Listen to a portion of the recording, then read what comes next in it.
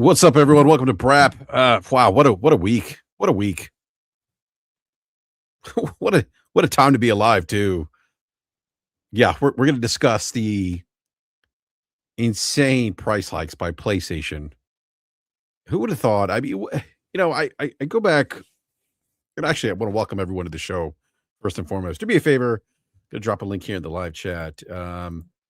If everyone could do me a solid and link the or not link, but yeah, Croto Rig says, "What are you talking about? Nothing happened." Exactly, nothing did happen. But yeah, if you do me a solid, let everyone know we're live. Did drop the link here in the live chat.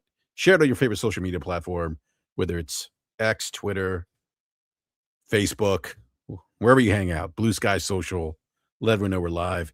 Actually, it's funny. I just got a new gaming rig, new gaming PC, and what I didn't realize is that I guess I have another StreamYard account, and I was signing to the incorrect StreamYard account, created the show on that account, logged into the account, went to the studio and realized, wait a minute, nothing's here.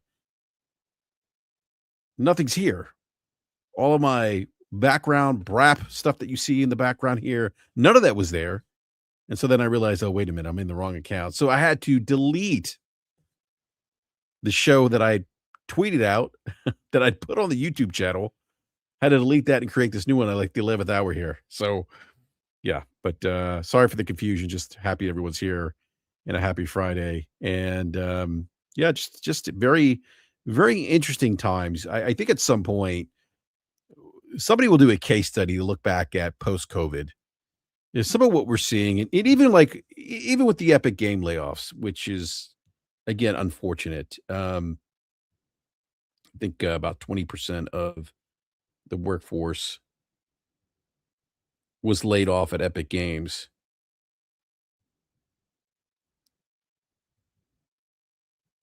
And the unfortunate thing about the Epic Games thing is the obvious is that people have lost jobs, right? And the optics of it, and Tim Sweeney, in my opinion, probably shouldn't be on Twitter putting things out saying like, "Oh, these are talented individuals. You want to hire them," because some of the responses that I saw on Twitter were like, "Well, Tim, if that's true, why did you let these individuals? Why did you let go of these individuals then if they're top performers, right?" And I certainly understand that perspective, and I think Tim should probably just lay off social media.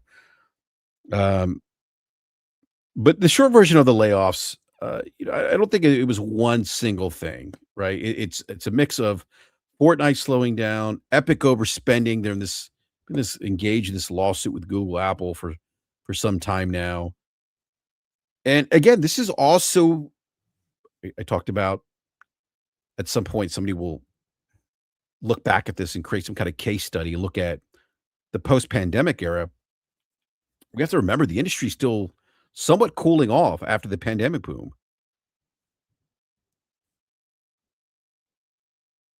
And we sort of see this in other industries, right? You see this boom period in other industries where you think if you're as old as I am, you may or may not remember, and some predict this may happen with AI, the AI boom that we'll see, a cooling off of that as well. Some are suggesting that maybe that's already happening with open AI. And I think I was talking to Logic today. Big shout out to Game Logic. Big shout out to B Money, Slomo Backslap, and Gaming Forte. Hope they're listening. Hopefully they can join the show too. It'd be great to have them on. I know Gaming Logic's not available this evening, but hope the other Brat panel members can make an appearance here. But you go back to like the dot-com bubble, the dot-com boom period, right? In the late 90s, and then that bubble bursting. It's not uncommon to see that in industry, right? In different industries where there's this big boom period, and then we talk about ebb and flows, right? There's this big boom period, and then the bubble eventually bursts. You can only boom so much. Doesn't even sound right. You can only see that level of growth expansion so quickly for so long before things start cooling off. And and that's what we're seeing here with the post pandemic of 2020, where you have this cooling off period of the gaming industry where the gaming industry is making tremendous amounts of investment, right, in human capital, and in the creation of new games. And then 2021, 2022, people are starting to go back outside and get back to their normal lives or day to day, and demand dries up, right? We're not seeing that big boom anymore, that big boom period, that big growth period in the industry. It wasn't going to last forever. And we start seeing that cool off, and it's like, oh, wait a minute. So we're starting to see some of that now. Fortnite isn't. Look, again, I understand the optics of this, right? Like like for a lot of people, it's well, what are you talking about, Tim Sweeney? Fortnite's huge. It's a massive success. You guys are making billions. Yeah, and oddly enough, Fortnite is. I mean, this goes. I think it was in 2022 or 2023, and they had their last layoff. Tim Sweeney kind of said the same thing. Like we're spending more than we're making. It's like, okay, well, Tim, well, you haven't clamped down on that just yet. Oh, Slomo has his podcast right now. Okay, I didn't know that Slomo was doing a podcast. Big shout out to Slomo.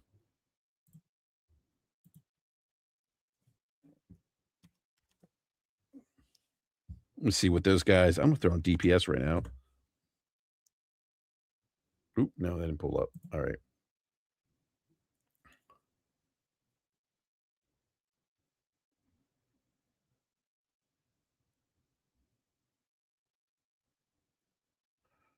So yeah, so Cronenberg said they lost over $1 billion just not being on Apple. I mean, that's a lot of money. Again, he's got this lawsuit back and forth with Apple and Google, but look, Epic still makes billions of dollars with Fortnite, but the engagement has dropped. But my understanding is that player engagement per PC Gamer Mag or PC Gamer, the PC Gamer website actually mentioned that player engagement and playtime have declined since around 2025 for Fortnite. Reuters mentioned that, not Reuters. Reuters had an article on this, and they talked about live service games like Fortnite requiring that constant, expensive content update to stay relevant, and so that's money there too, right? Got to keep people engaged, constantly spending money on new content. And Epic themselves, per Reuters, actually mentioned that it's that Epic has admitted that it's harder to deliver that consistent Fortnite magic that they've been known for. And again, Tim Sweeney, we're spending significantly more than we're making. It was reported on PC Gamer, also other websites, but I'm just quoting PC Gamer here because that's where I read this. But and Epic's trying to cut about $500 million in costs. And unfortunately, one way to cut costs, one quick way, is to what's going on here down under is to cut the headcount, right? Um, and look, like a lot of companies, not just Epic, but a lot of companies in the gaming industry were during the boom period were hiring a lot of people because they needed to. I mean, my own company went through this, and it's not just this isn't just unique to the gaming industry. The company that I work for, we consult a lot of Fortune 500 companies, and we went through a big boom period too, where we were hiring a lot. And I would say 2024, we started a reduction in workforce to right size because the business that we had previously been anticipating or what we had been accustomed to during COVID was cooling down. So to me, the Epic thing seems like the class overexpansion and now course correction that we're seeing in the gaming industry, right? This isn't unique to Epic. Um, and I think we've talked about on this show that the post-COVID gaming slowdown is a real thing. We're seeing it. It's unfortunate. The growth is stalled in comparison. I mean, there's some growth, right? There's some rebound here, but it's not at the level of the pandemic surge that we saw in 2020, 2021. And consumer spending is softer now. It's more selective. And some of that is due to economic pressures, right? We talk about tariffs. We talk about the rising cost of gasoline now, of energy. These things are affecting consumer purchasing decisions right now. Look, I don't mean to get political, but I do here in this case. I think I was never a big fan of the administration, at least here in the U.S., the Trump administration use of tariffs. Didn't think that made sense, as the cost of tariffs are often passed down to the consumers. And now we're engaged in overseas conflict, war, if you will, and we see the rising cost of oil now, which is impacting the cost of gasoline at the pumps now. Where I live, gas is up a dollar a dollar 20 in about 3 weeks. So dollar 20 price has gone up where I live. And so that's gonna impact people, right? That's gonna impact especially when food prices haven't leveled out or gone down pre-pandemic, and they never will. Um, but look, even like these are pressures, right? These are pressures that normal everyday consumers are feeling. Some of it is unfortunately the byproduct of this, at least here in the U.S., this current administration's um, policies. But some of this too, outside of consumers, some of the rising costs of doing business, economic pressures, outside factors, higher operating costs. Um, it relates to Epic, their expensive legal battle between Apple and Google. I mean, that is draining some of the resources there. There's also increasing costs. Companies are feeling this too. The increasing cost of things like memory, as a result of the demand for AI. Um, and even with Epic, I mean, they've tried to evolve Fortnite into more than just it being a battle royale. We've heard of them. They often talk about the metaverse style experiences. Um, and some of those things just really haven't probably panned out the way Epic thought they might. Um, so this is actually their second course correction, right? They laid off about 180 30 employee. They laid off 830 employees back in 2023, again for the same reason, overspending. So for me at least, it kind of begs the question, Tim, what are you doing there at Epic? Um,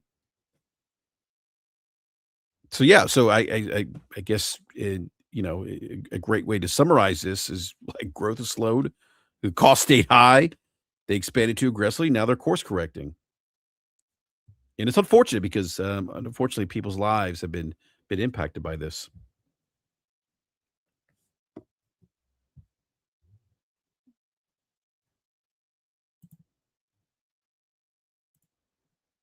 Uh, Wolfenstein said every video game has an era. What? Every video game has an era where it's super huge. World of Warcraft did, and now Fortnite is on down. It case waiting for next big hit game. I think what Wolfenstein is saying is like every era has had this big blockbuster title, and then something else comes along down the line and becomes the next big thing. I think that's what you're saying.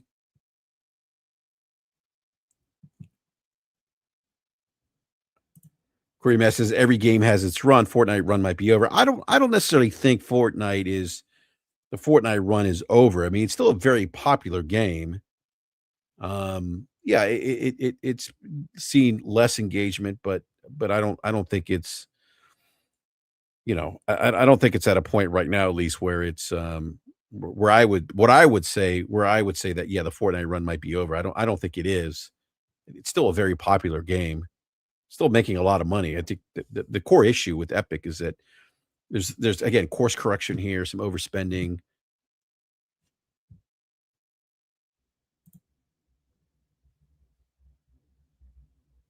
Kronos Wig says, "Can't wait to see Star Fox and Mario movie next week." I forgot the more. Does that come out next week? If it is, I'm definitely going to the movie theaters to check out Mario. I've been in movie theaters for a long time.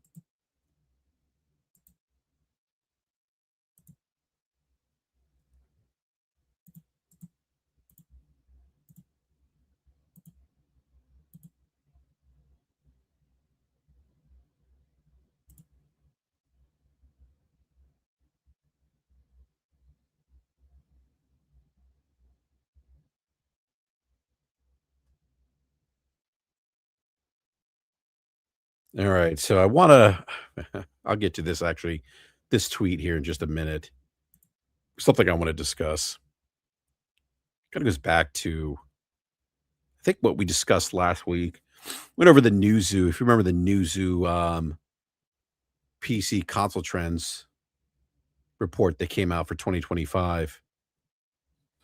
We talked about that, but I don't know if it was last week or 2 weeks ago, but something popped up on my timeline that I do want to discuss. And it kind of ties into PlayStation raising prices, the price hike, and I'll get to that in just a sec here.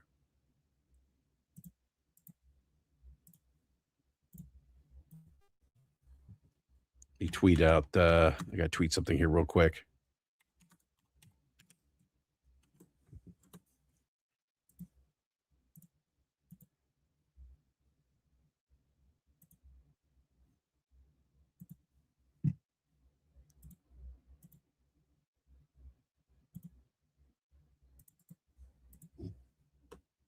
All right, so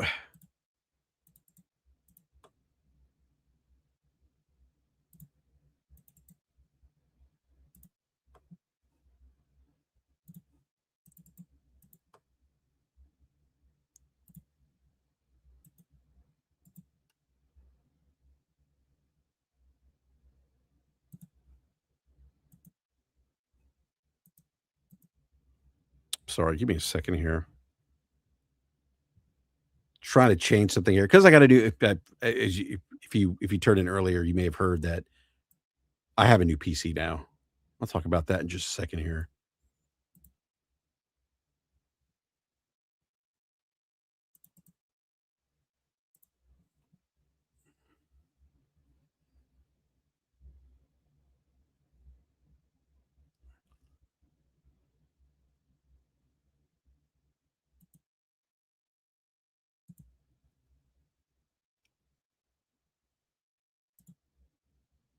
All right, I got to adjust some settings here.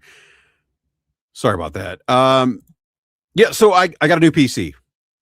Think I may have talked about a little bit about it last week, but it's finally here now. And let me tell you, I'm with the recent price increase announced by PlayStation, Sony. I'm really happy that I pulled the trigger on this PC build. You may remember I was sharing my screen or sharing screen sharing the two desktops, two gaming rigs that I was looking at. Yeah, one of the cost. Yeah, so retro gamer guy went with the Costco one because it was $2. It was $200 cheaper than the Micro Center one, and I'm really happy with I'm really happy with the build. Actually, I'm glad I went with this because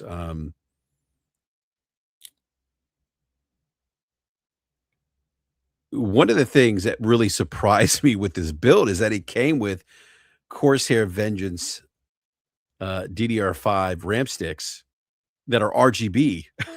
So I was like surprised because honestly, like the videos that I've watched online about this particular build didn't have the Corsair RGB DDR5 RAM sticks. So this was kind of like an added bonus for me. Um, oh, nice. Retro Gamer Guy says my dad got the 5080 build last week. So yeah, so I got the 5080 build, right? It does it. It's got the. Gotta look at the processor it has.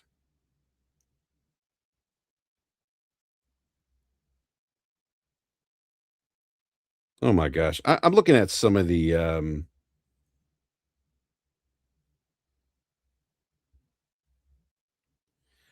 So I do want to talk about, so there is some of the behavior in Twitter. Like you could just tell, you could just look at people who are just underperform, like just like poor, like underachiever, or I say underachievers, just low performers in life. I'm looking at this guy responded to my tweet earlier about a perspective that I provided, historical perspective as it relates to gaming and it being a luxury item, and just some of the Like, if this is the response that we're getting now on social, like, humanity's fucked. Like, I'm just looking at this tweet. It just I'm gonna block this person just because it's so ridiculous, but just the level of immaturity. This person's an adult. This guy refers to himself as the YouTube Shorts master. That's his claim to fame.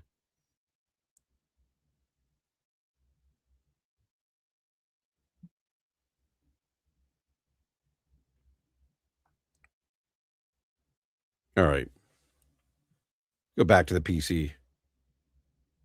Yeah, but I agree with you, retro gaming guy. Social media is too many basement dwellers.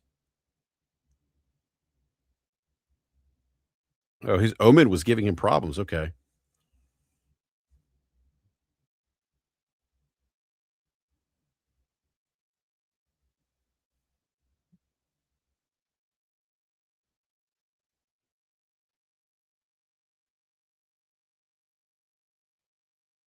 Wow. Shinobi just posted an hour ago. Sony suspends memory card sales due to shortages.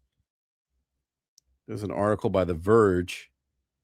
Sony temporarily suspends memory card sales due to shortages. Sony Japan stopped accepting SD and CF Express card orders from dealers and consumers today. Sony has announced that as of March 27th. Oh, now I can't read the damn article because of freaking Verge.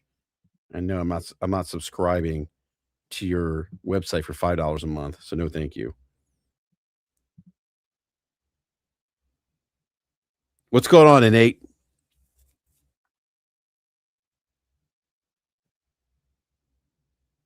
Nate, let me tell you, I am so happy I went with this.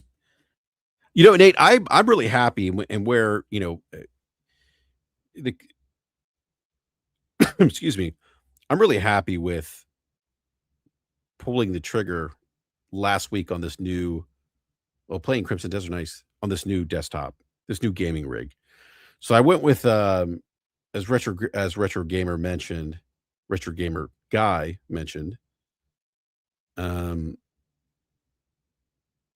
yeah, so I pulled the trigger on this MSI gaming desktop. It comes with an AMD Ryzen 9 9900, AMD Ryzen 9 9900X, and then it comes with the RTX 5080.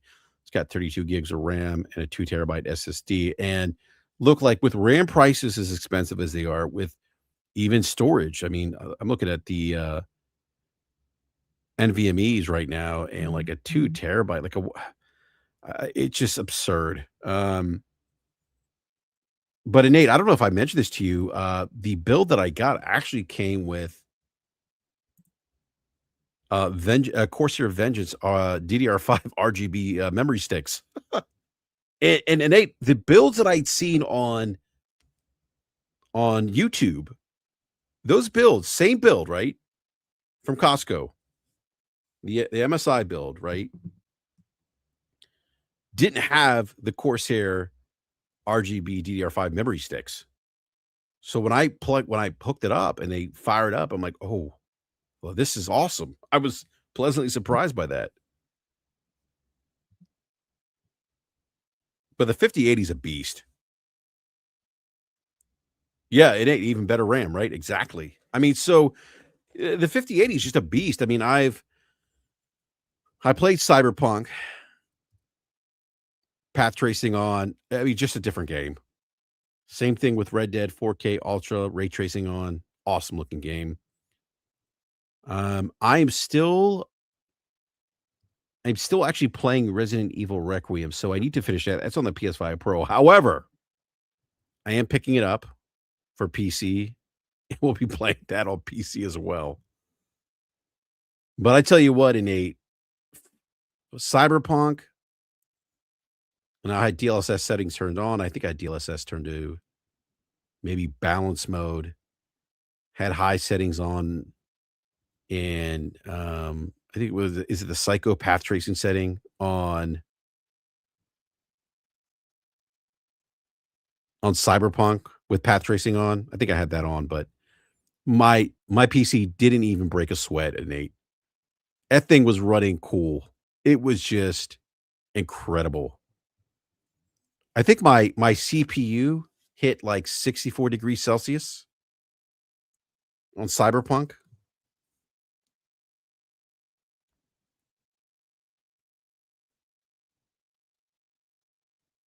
Yeah, I can't wait. I'm gonna play RE9 again, Nate, and I'll be able to run through much quicker because I know everything is, but I mean, it looks awesome. Yeah, the retro gamer guy says that will probably cover you for a decade. Yeah, honestly, I upgrade PCs every 4 years. Um, so I'll be back. I'll be upgrading. And look, and if you haven't listened to the show, if you're new to the show, PC is my preferred gaming platform. It's funny, like when I'm on social media, I'm on X and Twitter. People are like, oh, you're a PlayStation pony. You blah blah blah PlayStation. Like, no, actually, Um, I prefer playing on PC because if you've listened to the show for a long time, you've heard me say that PC is the definitive platform to play video games on. And so, I just with the uncertainty of RAM pricing and the increased costs of storage, and frankly, the itch, the FOMO, if you will, I was look, I was able to play games on my 3070, but I was doing more tweaking in the settings and than I had in previous years, my 3070. It was starting to show its age a bit. Again, I could still play games. Games didn't look terrible, but I just felt that at that time now, at this time, it was appropriate for me to finally upgrade. Again, especially with what I thought was kind of the unknown, right? Of what was going to happen with RAM prices, were PC prices going to increase soon, and I was looking. It's funny, Nate was kind enough to, I think, put together, pick some parts off of Micro Center and put a build together. And then when I tried doing the same thing, for the or similar to the build that I have now, I mean, I was at a DIY PC is probably is actually more expensive from what I could tell now, than a pre-built. So I said, "You know what?" Hero Dudder says, "My 13-year-old is completely abandoned his PS5 Pro and Switch 2. His 4060 is all he uses now." Yeah, I mean, I think it's the fact that it's something new, right? I mean, like, my kids see the 5080 now, and they see the RGBs, and they're chomping at the bit to play on this thing now. But I actually did give them my 12-year-old, my 7-year-old, did give them, the 3070 gaming rig. So they have that. I just need to buy a monitor for it, but they're excited to have that. Yeah, yeah, Hero Dunner says, "I'm shocked." Yeah, yeah, that's awesome, though. That's awesome that he has that experience now to game on PC.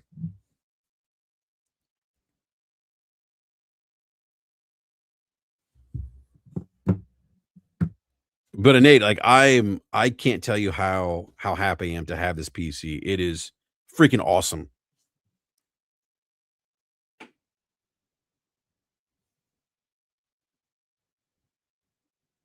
One of the things that it comes with, that no, I had an AIO on my previous build.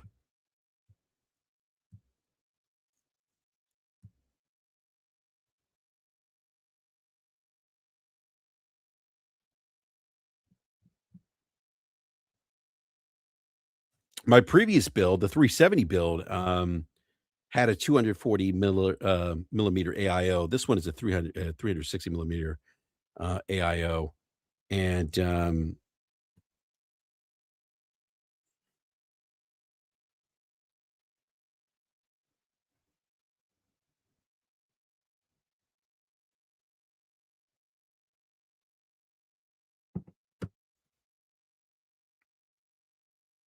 so yeah, I mean, it just this thing just runs so cool. I mean, I could feel.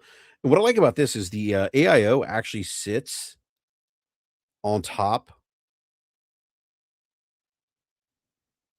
It sits on top of the case, where on my other build, my 3070 build, the AIO was actually on the front of the case, and it had like a slot on top, where this build, this MSI build, the front actually has like like a mesh screening, and you can feel the air blowing out. It's a lot of cool air. So there's, I got the 3 fans on the top. It's for the radiator, for the AIO, and then I have 3 more fans in the front and then 1 fan in the back. So this thing runs really cool. The ventilation is just much better on this build than in my previous 3070 build, but I'm excited. Like I cannot wait. I'm actually gonna play Kingdom Come Deliverance 2. Actually, that's I just re-upped my PC Game Pass subscription. So Kingdom Come Deliverance is at 2 is actually on PC Game Pass. So I'll fire that up. I'll did have Indiana Jones. So I'll download that again. But yeah, I'm excited. So thank you again, Nate, and big shout out to Logic. You guys were very helpful and walking me through the buying process here and of this PC. But I love it. I tell you, if you could do it, if you could afford it, PC is the way to go, in my opinion. Especially if if you're looking at like a 5080 or 5070, 70 series, 80 series. I was a big, I rocked the 70 series for the during the 20 series, 30 series cards, and I was happy. But I just got this itch. I was like, you know what? Like I want to move up. Moving up for me, if I look back at like when I bought my last in 2022 when I purchased the 3070, um, it was only about $200 less than what I paid for the 5080. So for me, it was well worth it. That the extra $200 was well worth it to move up in the 5080.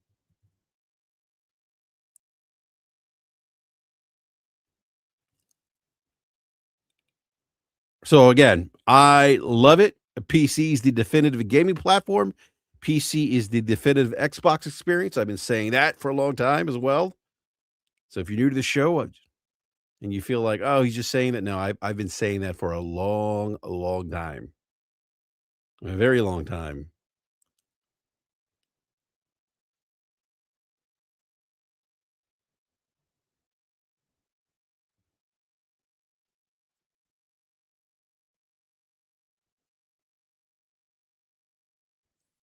Chesto says, generally speaking, the pre-builds will have a lesser standard of components than a DIY. Yeah, I mean, there's yeah, I mean, yeah, I don't disagree.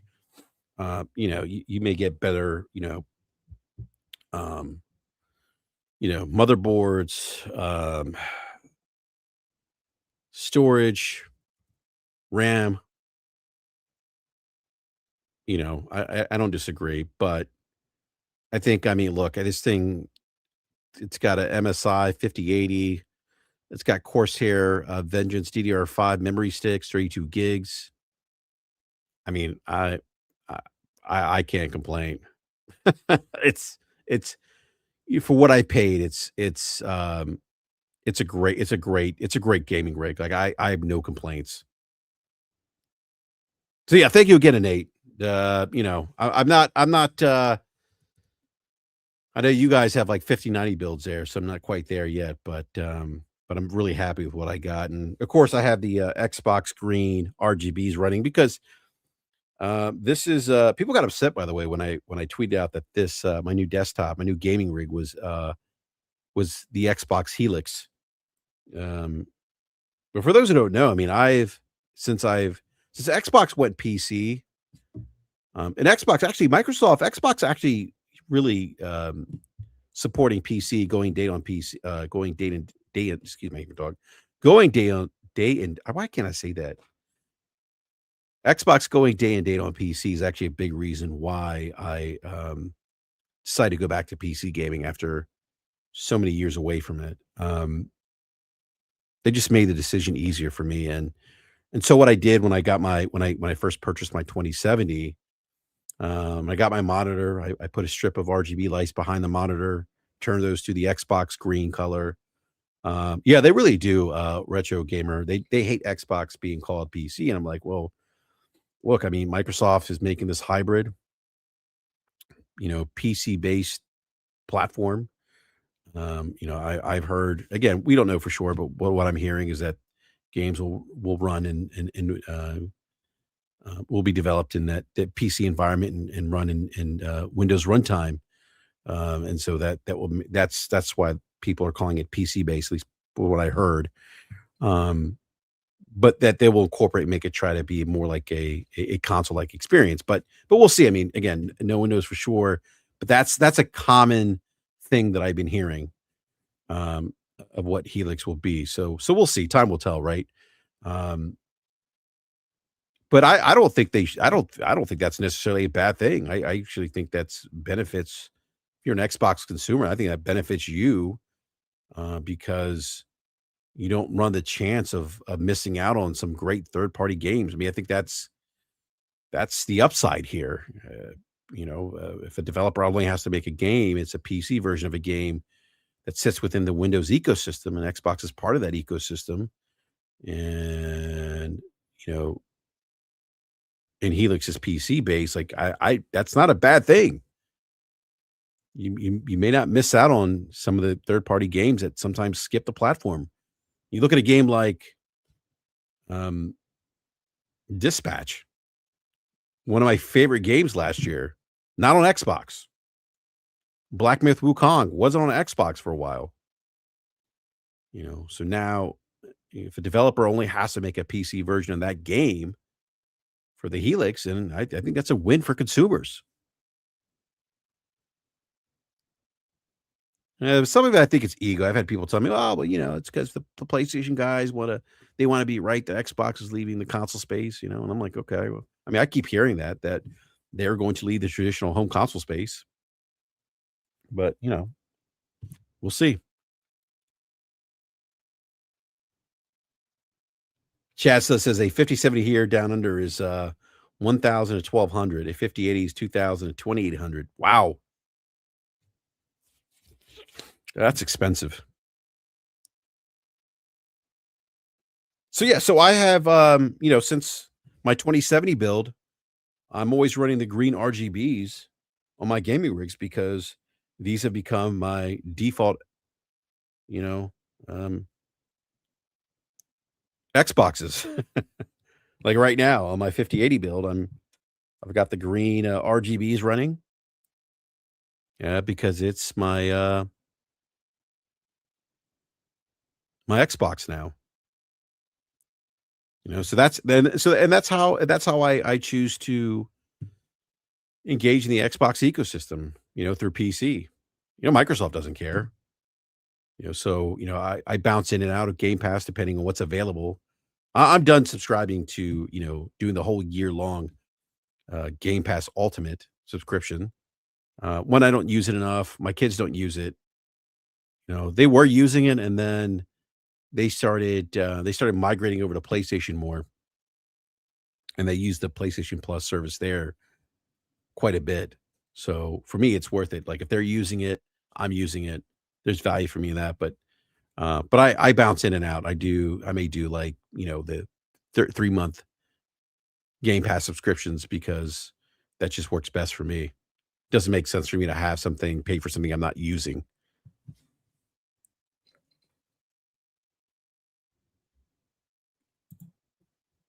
Yeah, Nate, I don't know if I showed you, I think I may have showed you pictures, right? Nate says, 5080's plenty will punch right next to the 5090. Look, I can't wait to see Resident Evil 9 on the 5080. Like I can't like I it's funny. I'm gonna play this game again. And so to date, I'll say this: Resident Evil 9 Requiem is my favorite game of 2026. I know it's only March, but I'm just saying. Nate says, saw your one picture on Twitter look good. Yeah, this thing's beast. It's a beast.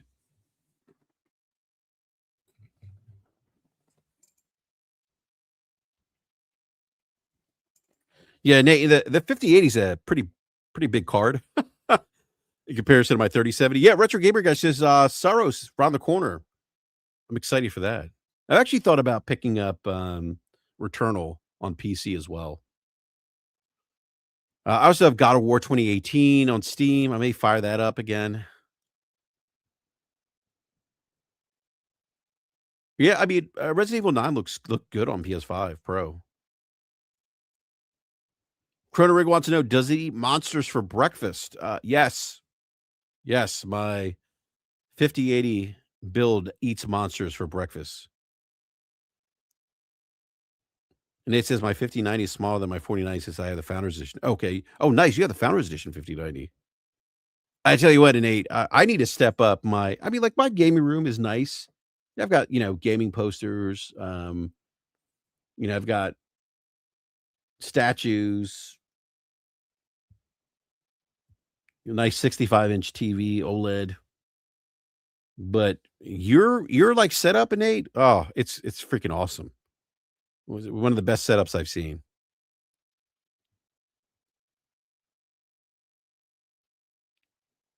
No, this retro gaming, this thing definitely eats monsters for breakfast. It's awesome. That's why I say it's the best place to experience Xbox.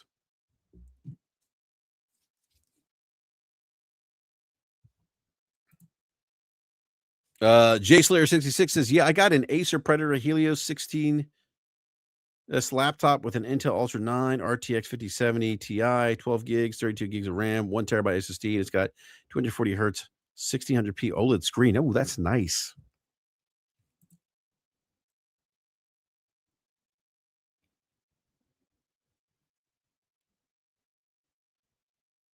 But again, I'll say this again, PC is the definitive platform. If you can do it, I highly recommend it.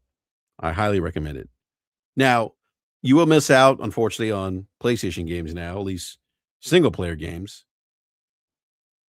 But and Nintendo, obviously. Well, you can emulate Nintendo games, but but outside of that, I mean, games just I tell you, when you fire up a game like Cyberpunk and you throw on path tracing, or if you've seen some of the footage of Resident Evil Requiem on running like at a 5080, it's just it's a sight to behold.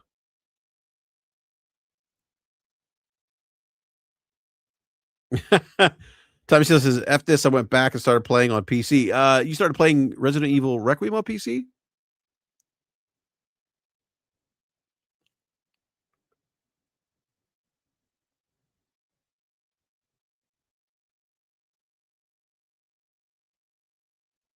Yeah, I don't disagree with you, Jason James. I think it's gonna look awesome.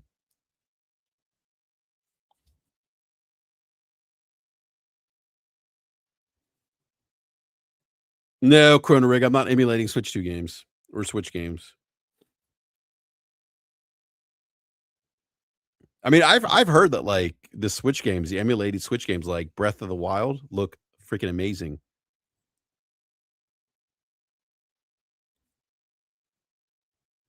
Actually, I've been thinking about going back and playing Resident Evil 2 remake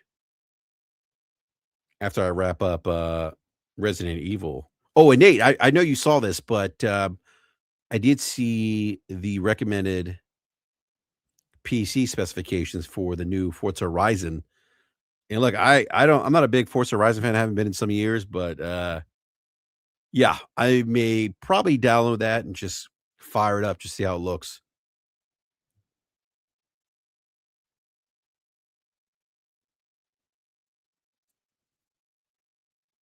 Yeah, and Nate, I've been missing out. I can't even imagine your Cyberpunk 2077 experience all these years. The modded Lambos. So I there is let me ask you something, Nate. I believe there's a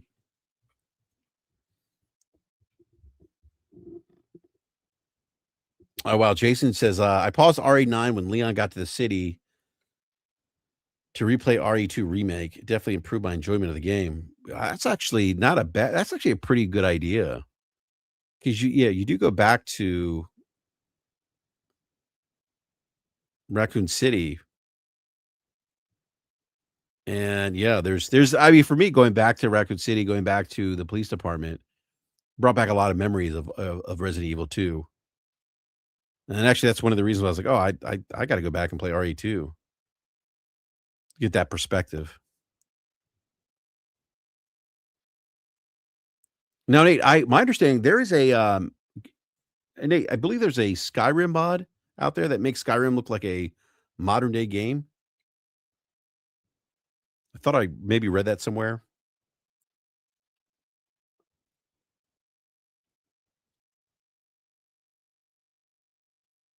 That might be something I might be willing to try.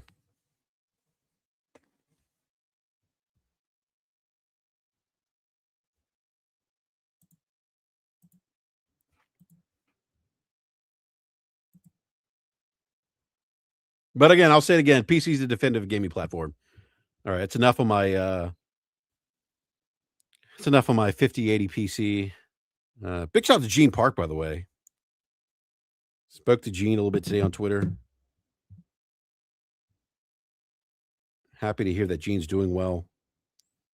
So yeah, Gene mentioned that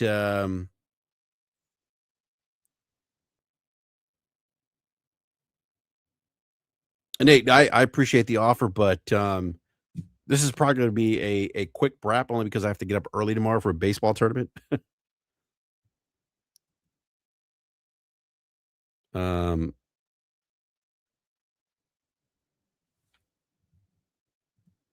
but no, I appreciate it, Nate. We'll definitely get you on next time. So yeah, Gene had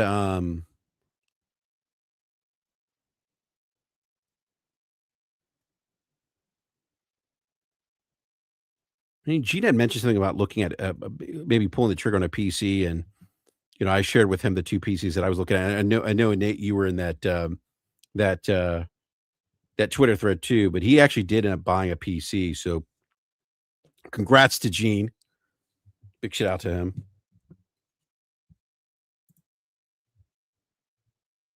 And on that note, Sony today announced price hikes for the PS5 up to jeez, but up to $150. By the way, you can see what I've been looking at, tires, because I'm always looking at tires. Sony hikes PS5 prices by up to $150, citing pressures in global economy.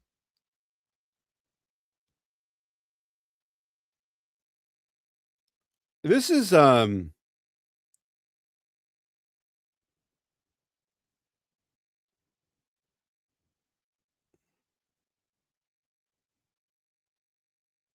gotta like this is in all the years, the decades I've been gaming, this generation has been very interesting to say the least. And I think at some point, somebody will go back and look at this particular console generation as a case study.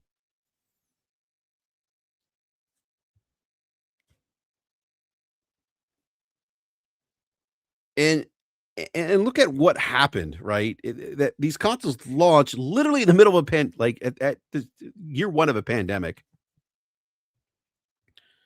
facing global uncertainty in terms of supply issues, supply chain issues.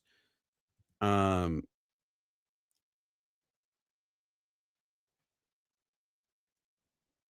and we've seen price increases continuously throughout the generation. That doesn't happen in console generations. And actually, it's always the opposite, right? It's always, let me grab B Money here. What's up, B? What's going on, man? Glad you could make it, man. Perfect timing, too, by the way. Yeah. I just got back in the house, man. It's been a long day. Oh, man, I hear you. Did you hear me? I don't know if you heard me ranting about my new PC. Oh no, I didn't hear you. What'd you get? I got well, I ended up getting a pre-built from Costco. They had an MSI with the 5080 GPU, a Ryzen 9 9900X, and it actually came with two 16 gig RAM sticks, Corsair RAM sticks, DDR5 with RGBs on them. Okay. Which I was like, all the videos I'd watched of this pre-build, like people have doing online reviews, YouTube reviews. None of them had the Corsair Vengeance RAM sticks with the RGBs. So I was like, thank you. But this thing runs so, I mean, it's a beast. I love it, man. I said earlier, like I run this. This is my Xbox, by the way. I was telling people earlier, like I keep the RGBs to green, right? It's kind of like a nod for me to the pinnacle years of Xbox, the OG Xbox and Xbox 360. All right, B. PlayStation price increases, and I was just about to say this, like, never in a console generation I can remember did we see price increases towards the latter part of the generation. It's usually the other way around, right? Yeah, absolutely. Prices decrease. Yeah, you get the revisions. Yeah, parts become a little less expensive, and they can lower the price and make it a little bit more attractive for the consumer. That's not happening now. That's not happening. No. Effective April 2nd, here in the U.S. See if I can pull up. Oh, I don't have the number. The CNBC number article doesn't have the numbers up here.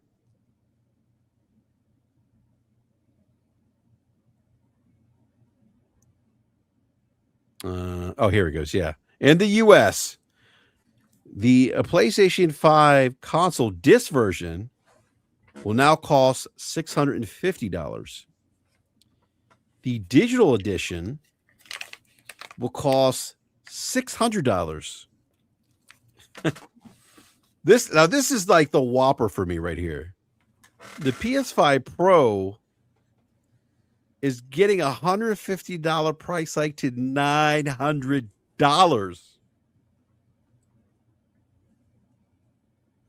Yeah, those are some insane prices, man. Absolutely insane. I mean, so you're getting a $100 price increase across the board for the PlayStation disc, the PlayStation 5 disc version, PlayStation 5 digital edition, and a $150 increase for the PlayStation 5 Pro, which is currently at $750. Now, B, $900 for a console. Yeah. Hey, gaming is a luxury hobby, man. I've been saying it for the longest, even when, but when everybody was complaining about, games and how Game Pass was the best value in gaming and all this nonsense. I've been saying it since then, man. Gaming is a luxury hobby. And if you want to be part of this, whether it's console or handheld PC, or if you want to, buy a PC like you just did, this shit is expensive, man. If you're looking at graphics cards, they're expensive. If you want a 5080, 5090 card, they're expensive. You know what I mean? And they're only going to go up from here. The stuff that NVIDIA is introducing, the partnerships that A&B have, these cards are just going to get more expensive. And I would assume that consoles are going to follow. I mean, PlayStation announced the price increase. I think Nintendo is going to be pretty close to doing one as well. So,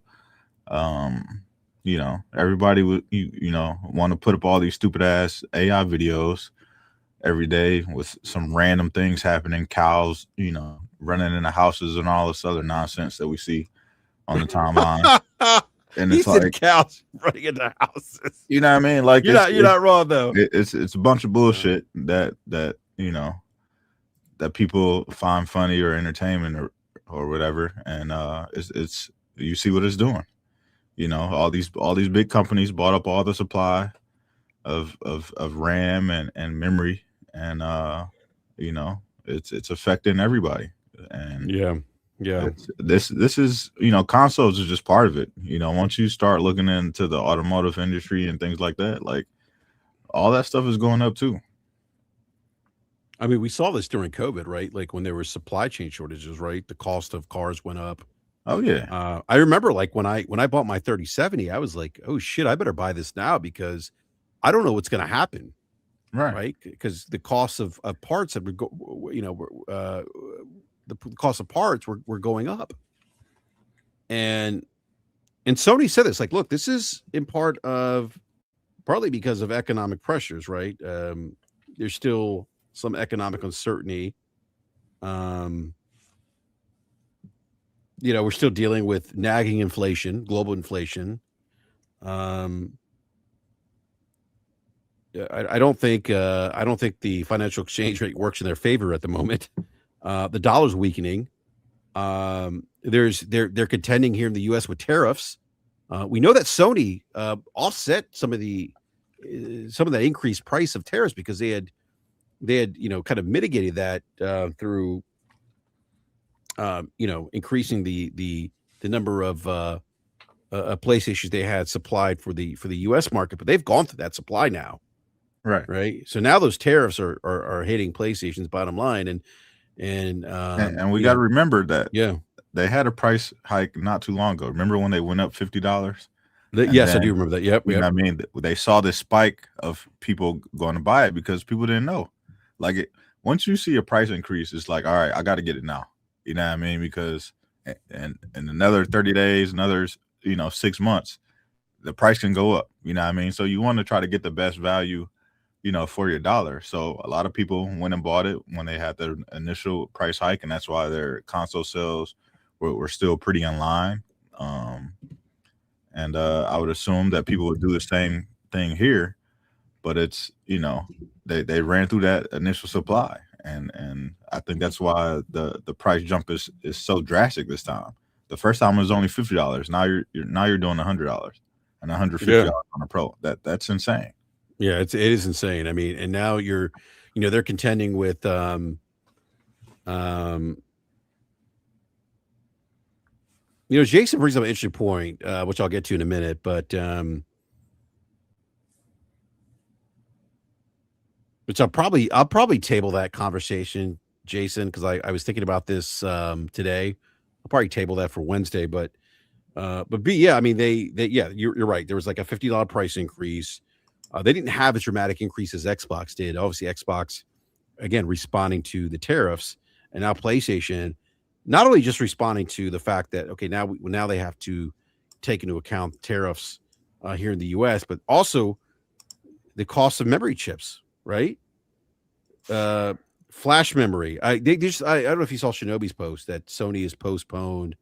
What was it? See if I can find this. I thought I had it up here. See if I can find this from Shinobi.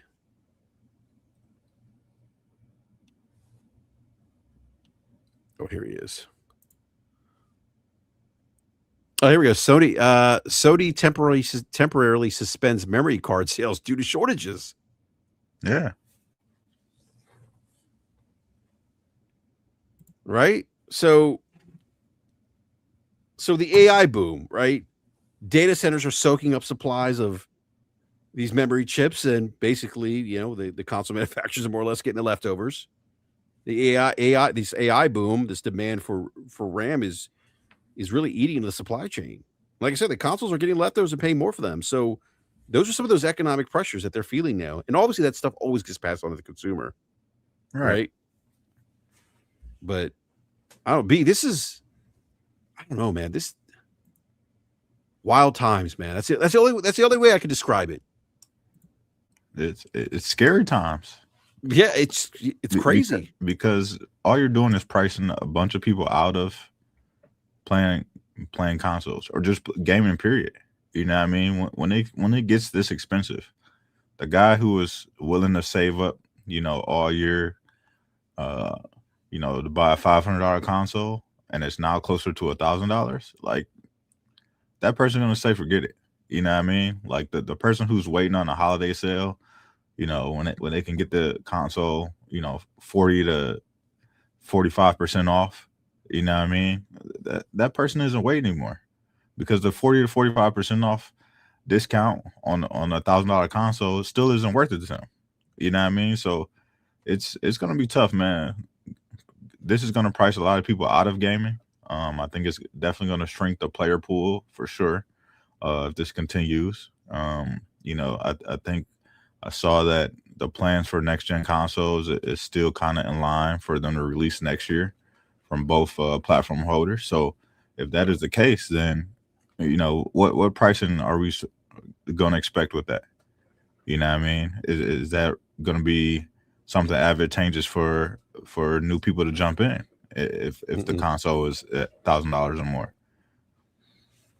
And we still haven't seen what Steam is doing. They still haven't given us a price point on the Steam machine. So it's like, and that hardware is older hardware. You know what I mean? So it's like if we could have cutting edge hardware, are we expected to pay $1,200, $1,500? You know what I mean? Like it's gonna get scary real quick for a lot of people who usually wait to get their console when it's half price or at a more reasonable price to kind of jump in and get into the things that they like. So it's going to be tough these next couple of years. Yeah. I don't disagree with you, B. I think I think this is kind of a perfect storm. I think some of this is, I think we're still getting, I think there's some effects. I talked about the Epic layoffs earlier in the show, and I said that's still kind of some of that's still kind of a byproduct of the COVID boom. But I think some of this is also, I think when somebody goes back and looks at this generation and looks at like how that these consoles launched 6 years ago at the start of a pandemic, or about a year, almost about a year into the pandemic, where there was supply chain issues, and there's still. I mean, I kind of pulled the thread on this a little bit today. There's still some supply and disruptions this year. I mean, like that hasn't been, supply chain hasn't been fully stable post COVID, which is interesting because you don't hear about that a lot. Right. One of the things I pulled up, semiconductor supply is tight. The helium supply disruption is actually a thing. Helium's used in chip manufacturing. That's pushed costs higher. We talked about the AI boom. So there's all these like behind the scene things that we're not aware of that have led to the increase of pricing. So a console margin. I mean, the console business is already a thin margin business, right? So now you even have more pressure, right? You get more pressure on those margins. Those margins are getting squeezed even more now because components cost more, right? And so Sony's not going to eat those losses. Microsoft's not going to eat those losses. We know Nintendo's not going to eat those losses. It's just look, and again, it's part of a broader industry trend. It's not PlayStation. I think Nintendo. What? How much was the Switch launched at 300? Was it 300 when the Switch launched? 300 for the Switch. And what is it now? 450. 450 for the Switch 2. Oof. $150 difference. Yeah. I don't know, B. You bring up a great point, B, that I do think that unfortunately there are going to be people that are squeezed out of the market. They're either going to be squeezed out of what I call the high-end console market, or they're going to have to make decisions like, hey, if I want a game, I'm going to have to look at some other cheaper options like Nintendo Switch 2. Yeah. Or that thing that sells on Amazon that's like I forget what it's called. You know what I'm talking about, B? No, what are you talking about? The what the hell is it called? It outsold the Xbox Series S during the holidays. Oh, yeah, you talking about that little cube thing? Yeah. What the hell is it called? Yeah, I don't know what that's called, but I did see that. I mean, the CEO said that they're looking at raising prices because of RAM. Yeah.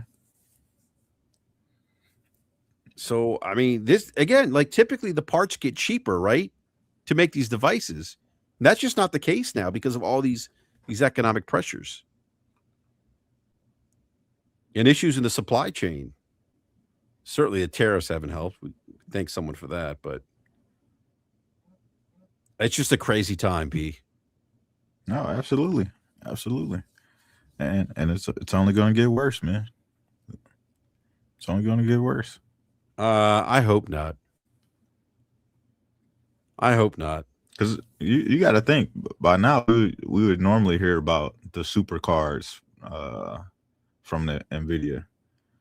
So the 5070 to the 5080 supers would be announced, and there hasn't been any rumblings about what's going on. You know what I mean? So yeah, it's gonna be tough, man. I don't know what you do if, you know, at these companies where you can try to make this make sense, you know, because you know that there's going to be less consumers. This is why, even though there's going to be next generation consoles, these current generations are going to go on just as long, because people aren't going to buy these new consoles, man. They can't afford them. If you bought your console day one of this generation, that was the cheapest you could have got it. And as long as there's games that release on this console like there were last generation, people are not moving. It's going to be even worse, because the jump is going to be too high. If people weren't jumping from 400 to 500, what makes you think they're going to jump from 500 to 900?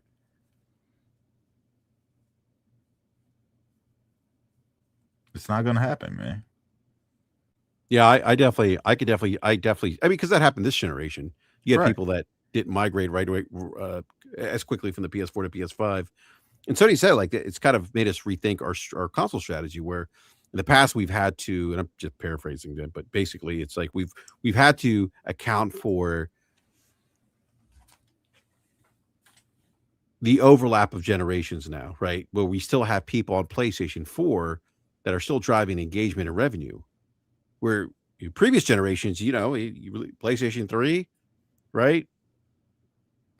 End of that generation, you upgraded your PS4. And that's just not the case anymore. Not like it used to be. But B, I want to go back to what you said earlier, because I said this on Twitter and people got upset. I made the argument, and of course I went back, you know, I don't know, 41 years to the launch of the Nintendo Entertainment System. And I talked about, you know, I was trying to point, like, adjusting for inflation, right? The cost of the Nintendo Entertainment System back in 1985 here in the U.S. You know, and people are like, "Oh, you're just defending price increases." No, that's not what I'm doing. I'm just driving home the point that people should understand that gaming has always been, to your point, B, a premium luxury purchase. Again, I'm not advocating for price increases. I'm not a fan of price increases. I don't think any consumer is. You know, but I'm also probably not someone that's going to. I'm also, you know, in that group of individuals that will probably still go out and buy a PlayStation 6 day one. You know, I'll take my PS5 Pro down to GameStop and trade it in. And you see, GameStop put out a tweet like, "Hey, we got you. You know, come in. We're giving increased trading value."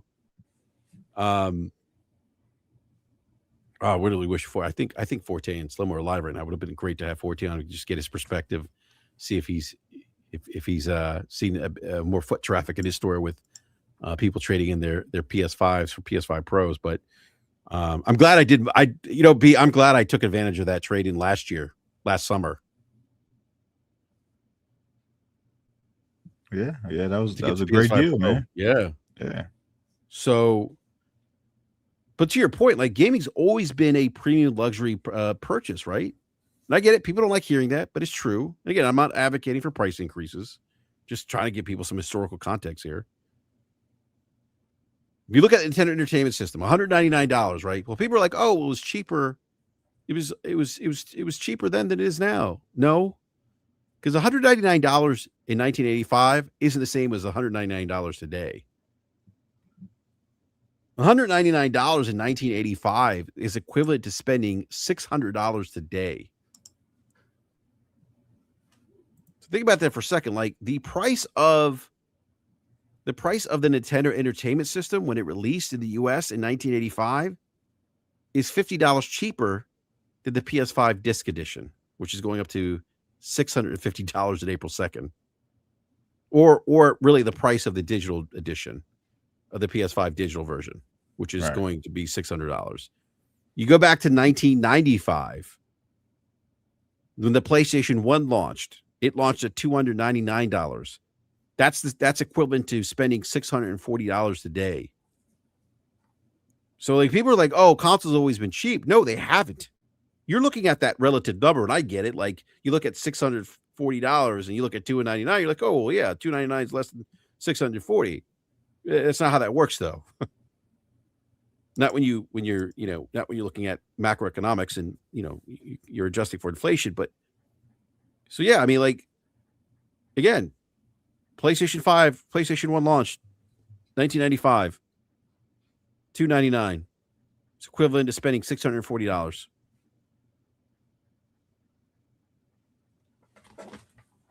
Yeah.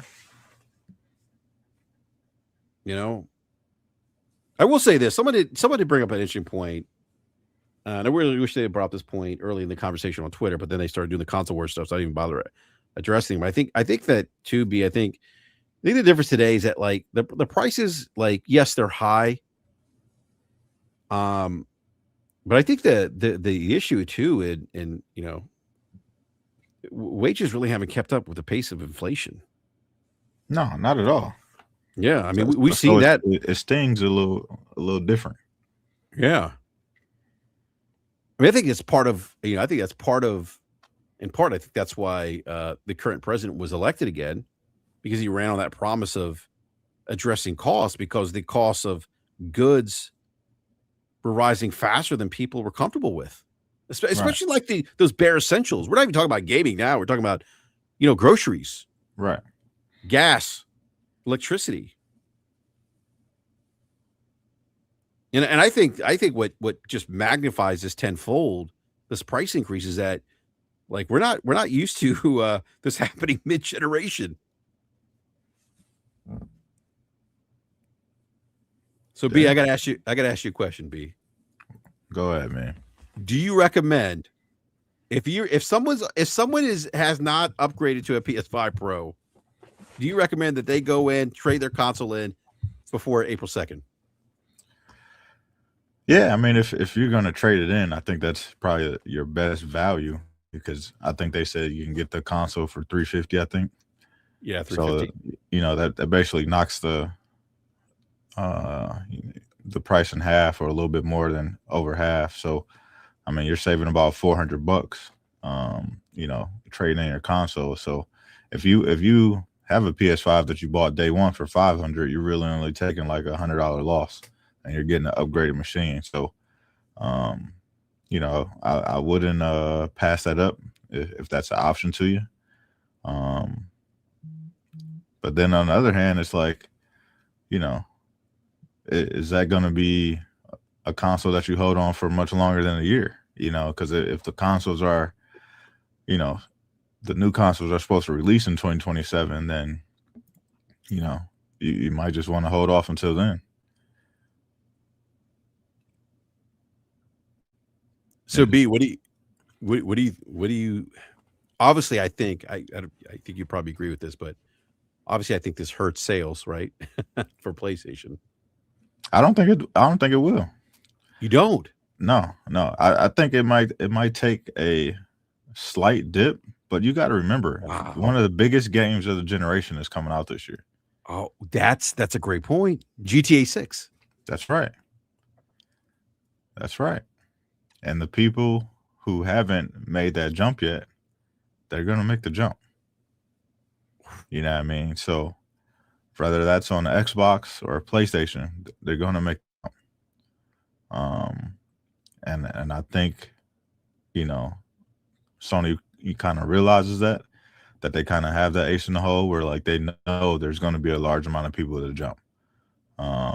That's why they're doing this price increase right at the beginning of their fiscal year, because their fiscal year is about to end this week, I think, or next week. It's got to be this week, because they're increasing the price on the 2nd. So, that'll go in effect, the first quarter of their fiscal year. And they know that they got that huge, megaton coming at the end of the year, where it's like, when people make those holiday decisions, and people, husbands and wives and kids are saying what they want for Christmas, guess what? GTA is going to be packaged as one of those consoles, and it'll kind of balance out for them. Beyond that, depending on how big GTA is, that could carry it, for another year or so. If the reception is as great as GTA 5 was. But if it isn't, I think they have something to worry about. But it's Rockstar, and they usually put out great products, and that's the game that everybody's anticipating. So that could be their ace in the hole. B, I didn't even think about GTA 6. I'm glad you brought that up, because you're right. I mean, people will upgrade for GTA 6. Let me grab this super chat here from Chronorig with $2 super chat. Thank you, Chronorig. Says, I know had to cancel their new PC handheld. I'm assuming that's because of supply chain issues, or some of the issues with RAM shortages. But yeah, no, that's a great point, B. I mean, and I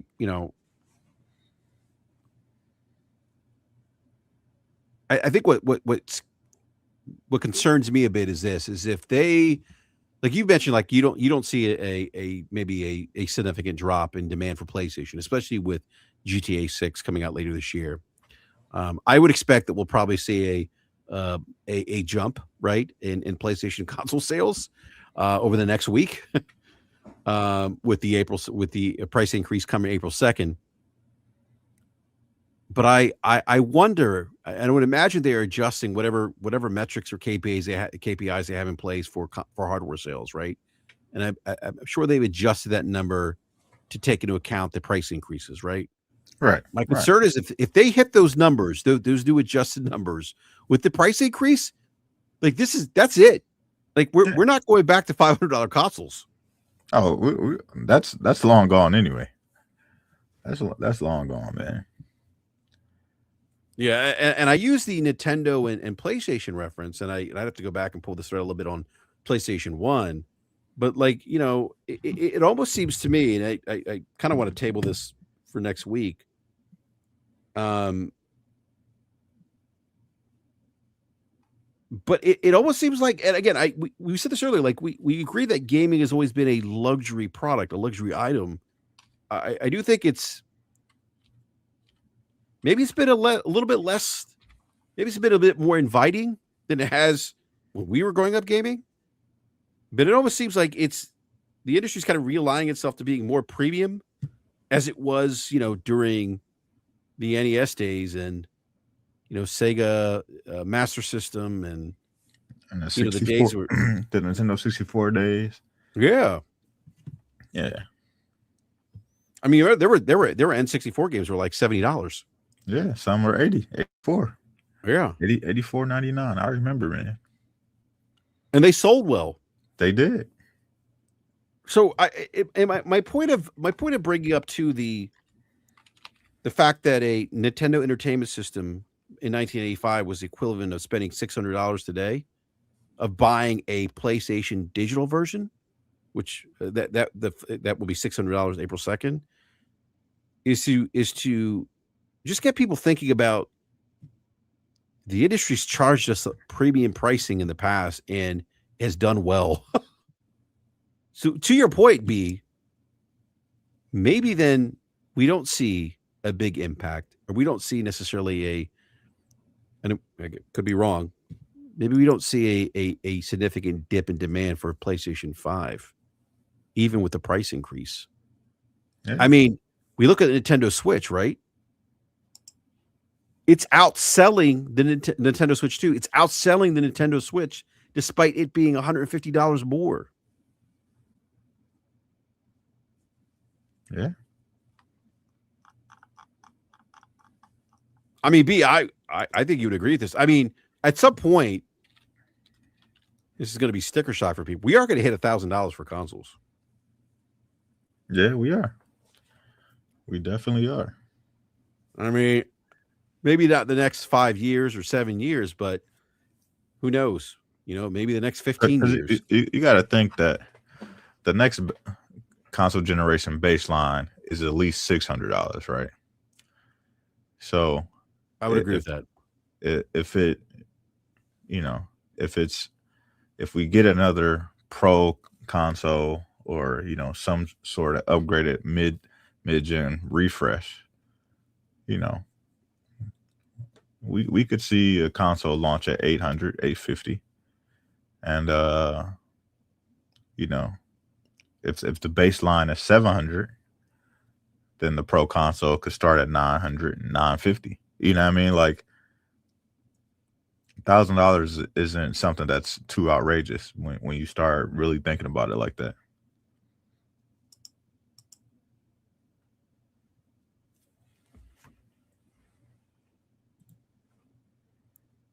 Sky Guy's Quest says it might be similar to 80s pricing, but now people have other options that are easier to get into this than spending $600 on a box.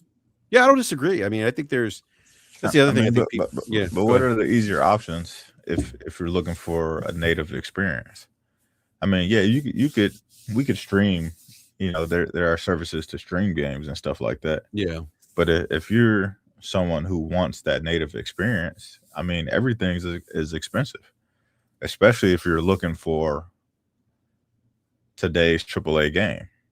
Now, Nintendo does have some of the bigger AAA games. I mean, they did have Resident Evil released on a console, but it's like if you're looking for the vast majority of games, that entry point is still pretty expensive.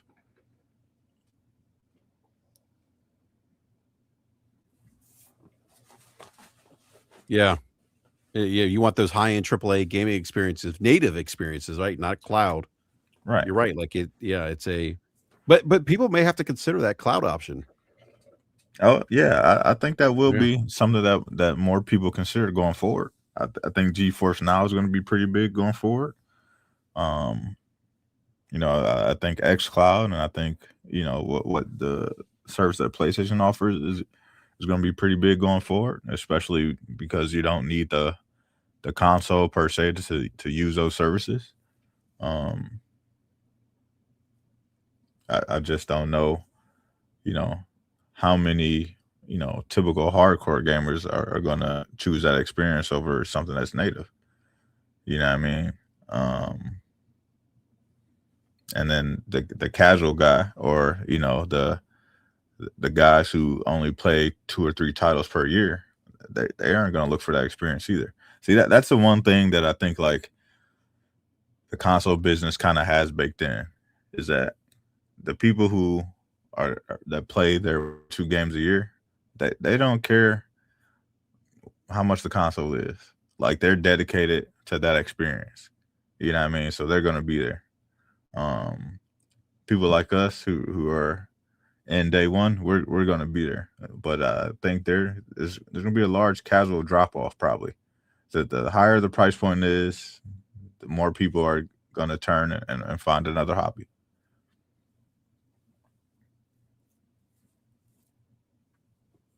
Yeah, so you're describing what gaming, like kind of what gaming's always been, an expensive hobby.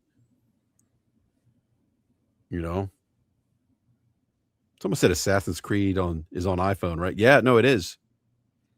It is on iPhone. Yeah, but how many people are interacting with that experience? Not a lot. Yeah, we talked about this over a year ago. We saw some of the data on Assassin's Creed, some other AAA games that were on iPhone, and they just, I mean, these games were like even heavily discounted, and they just didn't have a lot of engagement. People weren't interested. It's a different consumer. Right. It's like, who was it? Paris today said PlayStation should reconsider their strategy for releasing games on PC with these hardware price increases. Having access points to your games across multiple devices is essential. I'm like, how? Like, PC isn't this magic bullet. Like, and I said this, they're trade-off. They are definitely trade-offs on PC. You know, But especially for if you're Nintendo and PlayStation. But also, like, you're dealing with a different type of consumer, generally speaking, different spending habits, different levels of engagement. You know, the PC crowd engages in different types of games. Like, it's not a one-to-one. it's not even that the PC gamer engages with different type of games. It's the fact that for whatever reason, when Sony came on the scene to PC gaming, everybody was abrasive to it. You know what I mean? Nobody had any problem signing into any other launchers. Nobody had any problem signing into any other networks to play these games. Soon as Sony says that you have to do that, you got to sign into PlayStation Network to access their game. Everybody's in an uproar. Everybody acts like this is something that no other company's doing, and why is Sony doing this to me? Da, da, da. They make a big deal about everything. As soon as Sony does it, it's a big deal. The games weren't selling like hotcakes over there in the first place. So it wasn't like something that was really benefiting their business. And they realized that it would be much more beneficial for them if they kept everything in-house. It's why they're going to do the handheld. So you will have another device that you can take with you and, you know, have other entry points. But it's going to be something that's be PlayStation branded, something that they control. It's all about PlayStation brand. They want you under the PlayStation umbrella. Having all these other entry points, they realized was not beneficial for them. It's why they could never really get anything popping on mobile. And they decided to walk away from it. They understand that now that they have to keep everything in-house. It's got to be PlayStation brand. It's got to be under this PlayStation umbrella. That's what's most beneficial to them. Mm-hmm. Because trying to please all these extra customers who really don't pour much more money into their ecosystem is not beneficial for them. No, it's not. No, and that's what we were arguing on this show for years. That look like it's not as beneficial when to PlayStation to do a one-off. They're going to extract more value out of somebody who's inside their ecosystem because they'll spend more money on the storefront. Sony gets that 30%. They'll spend more money on devices, on peripherals. But to the point of PlayStation to PC, like Newzoo, we talked about this. I think it may have been last week. We went over the Newzoo data that came out, where the majority of spend on PC is microtransactions. So, like, this idea that, oh well, you know, you need to put your, you know, because the platform is more expensive now, that you need to have multiple access points. Well, having multiple access points doesn't do you any good if those consumers don't value the thing that you're providing them, because they're not, and we know this because they're not, that's not where the spend is. The majority of spend is not on those types of products that PlayStation would be offering on PC. The majority of spend in PC, again, this is Newzoo data, is in microtransactions. What games support microtransactions and what games have the highest level of engagement on PC? You know, live service games. So I didn't agree with that take. I just thought it really left a lot of nuance out, and it really didn't address the fact that the PC consumer, that platform is a bit different than consumer. And we know this because we've seen the data in terms of spend. Newzoo, you know, having the more recent data, if you compare the spend on console versus PC. The other thing too, to your point, be about spending money inside the ecosystem. Console consumers actually have higher ARPU than PC consumers. That was something that's something else that came out on the with the Innate, or not Innate, the Newzoo. Excuse me, Innate does not do his own industry report, but that's something else that came out of the Newzoo PC console report that we discussed. I think it was last week. We grab the super chat here from the Gaming Ledger. I think this kind of ties into what you were saying too, B, earlier. The community is talking about the Pro, but the PS5 base is the everyday gamer's PlayStation. I think it will still sell even after the hike. Yeah, B, and I think to your point, GTA 6. And I think it's going to be interesting to see the impact that GTA 6 has on sales despite these price increases. Yeah, absolutely. The crazy times, B. I'm still scratching my head. I still can't believe this. Yeah. Like you and I've been gaming a long time. I mean, usually the consumers that come in later in the college generation are the ones that benefit in terms of like a cheap, the cheaper price point of buying hardware. And eh, lo and behold, this generation, no, the day one adopters are the ones that benefited from buying PlayStation day one. Yeah, it's insane, man. And B, $80 games are coming too. Oh yeah, $80 games are coming. $90 controllers are coming. You know what I mean? Expect headsets to go like everything's going to be price aligned, man. Well, You got to think like I know people think that when you see these sales numbers for some of these games that it's really something to be hyped about or excited about or patting these devs on the back. But if you just look at what that report that Jason Schreier put out, where they said that most AAA games cost $300 million, mm-hmm. Most games don't make that money back. Most games are released across all platforms and do 2 million, 3 million in sales, like Crimson Desert. Now I don't know how much how much that game cost because that's a Korean dev, so I'm sure it didn't cost $300 million. But when you look at some of the biggest games in the industry, these games cost a lot, and when they don't sell, it can destroy a whole studio. You know what I mean? It messes up the whole economics of a studio. I mean, we saw this with Warner Brothers. Look, they spent all that money on that. What was that, Justice League game or what was the game that they put out? The live service game. Yeah, it wasn't Kill the Justice League or whatever it was. Something like that. Yeah. I mean, that game cost like $250 million. Yeah, and it destroyed the studio. Absolutely destroyed it. You know what I mean? So it's going to be rough, man. These games are expensive. They are not selling like people think that they are. Doing 2-3 million across every platform. That might be good for smaller games. That might be good for smaller devs, but most of these games are not doing well. And you can see it if you just look across the industry. Look at all the layoffs that are happening. Mm-hmm. Battlefield was the best-selling game of last year. Look at all the people that they laid off. The best-selling game in the U.S. last year was Battlefield 5 or Battlefield 6. Guess what? People still lost their job. Oh, the game was Suicide Squad, B-Money, but yeah, go ahead. Yeah, Suicide Squad, Kill the Justice League. Mm-hmm.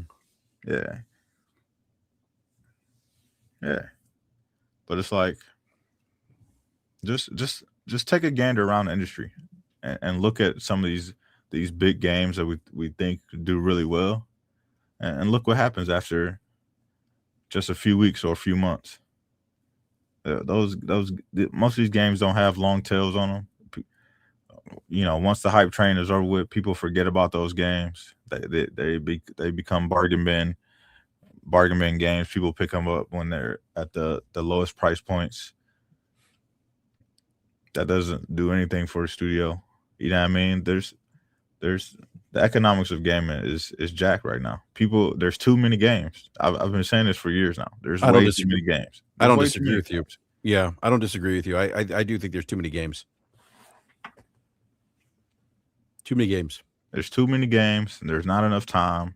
And once these teams realized that people were dedicating their lives to some of these games, when the Destinies was out, the Division, games like that where people were really starting to. That's Fortnite. The beginning of Fortnite, when once companies start realizing that people were dedicating their lives to games like that, they should have scaled back.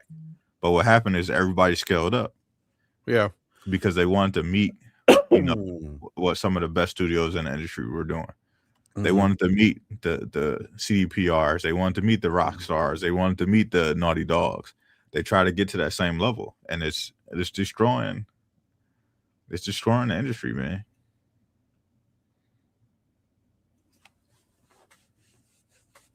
Hey, B. Yes, sir. What's going on with Tiger Woods, man?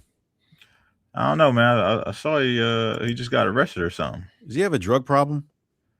He might, man. They should have left Tiger alone, man, when he was cheating on his wife, man. He was just fine, man. Yeah, they should have left that man alone. He was winning. He was winning green jackets. Wearing green jackets, minding his own business. He wasn't bothering anyone. He wasn't bothering nobody, man. That lady would have been fine. It's crazy because he was arrested for DUI. That whole when we found out he was cheating on his wife, that incident, right? Yeah. He wasn't under the influence of alcohol. He actually had said to law enforcement that he had mixed some prescription medication, didn't realize the effects it would have on him. And same thing today. He took a breathalyzer, blew a zero, so not under the influence of alcohol, and was arrested. Refused to take a urine test, and I'm wondering, hey, this seems to me like it is based on the previous DUI. I'm just wondering if this is something drug related. Maybe he's had some injuries. The crash. The car crash he had a couple of years ago. He broke his leg. Yeah. It was serious. I mean, serious leg injury to his leg. I wonder if he's addicted to pain meds. He might be, man. Wild times, B. We got price increases. We have Tiger Woods, being a DUI. I mean, like, it's crazy times. Yeah. We got Justin Timberlake, DUI.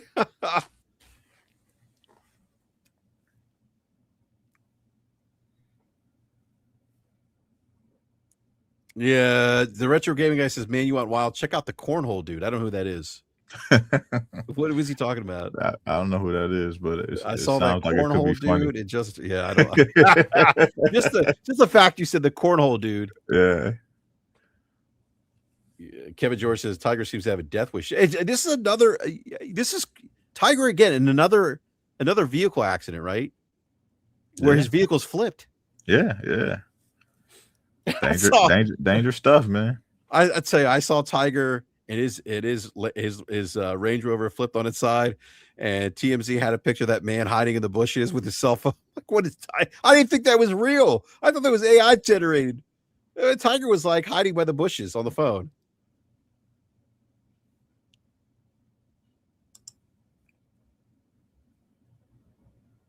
Oh my gosh, Tiger is. Oof, I tell you, I do wish him the best though. But we'll see. I don't know who this cornhole dude is. I have no idea who that is. I'll say this, B, and I said this early in the show. If you can buy a PC, I would say go PC. That's where I am today. Yeah, that's where a lot of people are going.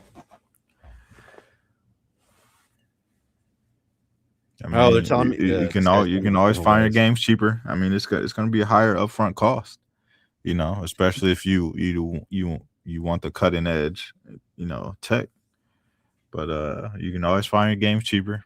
There's always these random friend swap games that pop up that are $5-10 that people play. There's a bunch of free to play stuff people play on PC. You can always, find, great prices on classics, So yeah, I mean, Yeah. PC is probably the way to go. If you're into emulation, I mean, you can pretty much emulate anything from, previous generations. So if you're looking for, old sports games or, whatever you're into, you can have it all in kind of all in one place. So Yeah. Yeah. PC's like TI. You can have whatever you like. yeah, Right? yeah. I mean, it's like I said, it can be expensive, especially if you want to build it yourself. Oh, it's especially expensive now if you want to build it yourself. Like, I don't know if you heard earlier, like when I was looking at upgrading my PC, making the move up from the 3070, and Nate actually, he was nice enough to go to Micro Center and build out, you know, go to the part selector and select parts, and he left out RAM and storage because I was thinking about swapping my RAM and storage to the new build. But when Yeah, you start adding RAM and storage, I mean, you're like I have $3,000 yeah, to yeah. 5080. I mean, it's just and I paid 2,400. So it's like the pre-builds are actually cheaper right now. It seems like than a do-it-yourself PC build. Yeah. Oh, and Nate says I didn't leave out RAM. I got you a combo deal. Okay, you left on my but the M.2s are expensive now, Nate. I mean, they're the 2 Oh yeah. terabytes like 3 something. Now I'm like, what? Like this is it's insane. Yeah. Yeah. You try to get a 4 terabyte, man, you might as well go jump in traffic, man. Yeah. All right, B. Well, yeah, I there is a part of this conversation I want to table to Wednesday. I hope you can make it to the show Wednesday. Because I wonder, somebody in the live chat brought up, I have to find it now. Maybe it was Jason James brought something up about maybe higher income consumers, but I wonder if there's a trade off here that Sony's doing with the price increase. But that's something I definitely want to discuss on Wednesday as a follow up to the news that PlayStation's increasing the price of the PS5 console starting April 2nd. And not only the PS5 console, but also the PlayStation Portal. It's going to go up $50. Yeah, first time the portal's going up. Yeah, and I wonder, like, do I get a Portal now? Although $50 price increase really isn't that big of a deal for me for a Portal. Yeah. Yeah, I mean, even $100 for a console, I'm like, like. So, let me get the super chat from Donnell Brown with the $5 super chat. Says people better go read up on what's going on with helium. We're running low on helium for just because of the orange dude.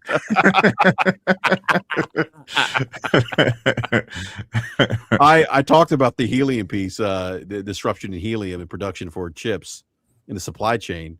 Again, there are things behind the scenes that I wasn't even aware of. So I started pulling the thread a bit more. That leads into why we're seeing price increases or a lack of price decreases that we've seen in previous generations. I think, like I said, I said this earlier. I think it's just a perfect storm of circumstances here. Somebody will go back and study this, this console generation, because it's fascinating, to say the least. It's a head scratcher. So, all right, B. Well, look, I want to thank you again for joining the show. Really appreciate your time. Glad you could join us. Hope you can make the show Wednesday. Great to have you back on, man. Yeah, I'll definitely try to be there. Yeah, I saw you. You were talking to somebody on Twitter, and I was tagged in a post. So I was like, "Oh, let me see what he's got going on." I didn't even realize you were going on today. I was trying to. We're gonna have the show Wednesday. I had to cancel it because of baseball practice.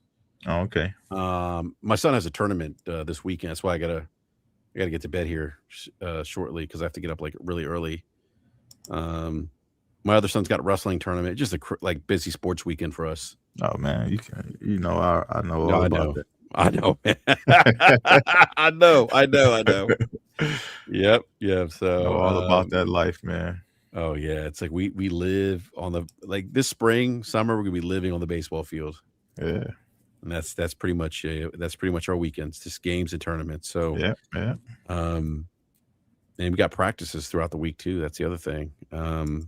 Like they don't like. It's funny. Like it's 12U travel baseball, but they don't mess around. B. I mean, they're watching film. They're doing film study yeah. of like previous games. I'm like, what? I can only imagine what football's like. Oh yeah, football's intense, man. Yeah. Lot of film study, a lot of walkthroughs, a lot of yeah, Yep. So, but no, I was having a conversation with somebody on Twitter, the thread that you saw. This person was like, well, did you are you holding PlayStation accountable the way you do Xbox? I'm like, first of all, you don't watch the show. We've actually been critical of PlayStation. I guess he was upset or something. I don't know. It was just weird, just weirdo behavior.